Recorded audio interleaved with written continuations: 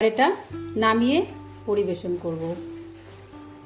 বন্ধুরা, নামিয়ে নিয়েছি সর্ষে ইলিশ।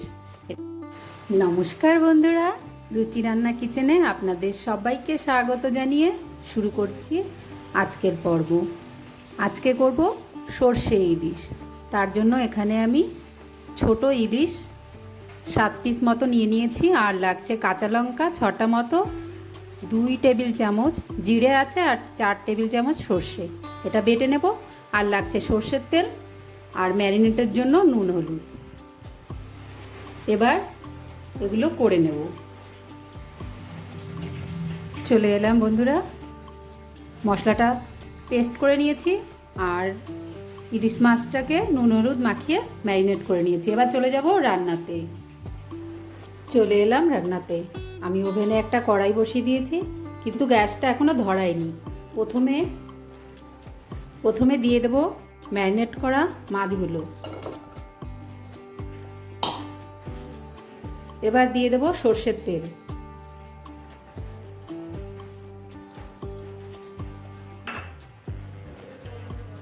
এবার দিয়ে দেব বেটে রাখা মশলাটা।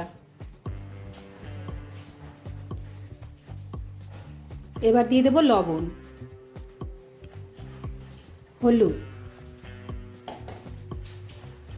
এবার এটাকে ভালো করে মাখিয়ে নেব।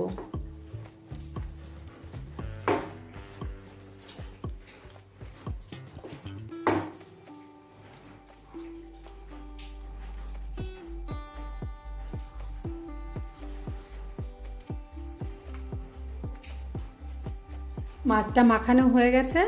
এবার বাটিটা ধুয়ে একটু জল দিয়ে দেব।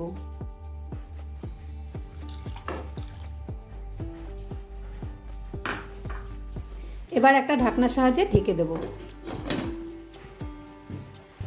এবার গ্যাসটা ধরিয়ে নেব।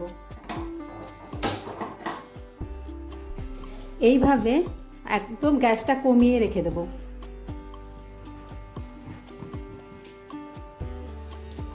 এইভাবে 5 মিনিট থাকবে।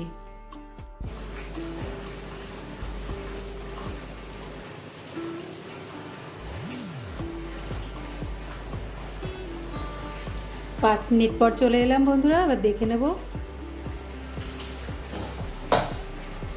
এবার দিয়ে দেব 4টে কাঁচা লঙ্কা। ঢেকে দেব আর 5 মিনিটের মতো। হয়ে গেছে বন্ধুরা, মোট আমার 10 মিনিট লেগেছে। এবার আমি গ্যাসটা বন্ধ করে দেব। হয়ে গেছে আমার সর্ষে ইলিশ। এবার এটা নামিয়ে পরিবেশন করব। বন্ধুরা, নামিয়ে নিয়েছি সর্ষে ইলিশ। এটা গরম ভাতের সাথে খেতে খুবই ভালো লাগবে। আর আমার রান্নাটা যদি আপনাদের ভালো লাগে, চ্যানেলটা অবশ্যই সাবস্ক্রাইব করবেন, আর লাইক করবেন, কমেন্ট করে জানাবেন কেমন হয়েছে। আজকের মতো এই পর্যন্ত। নমস্কার।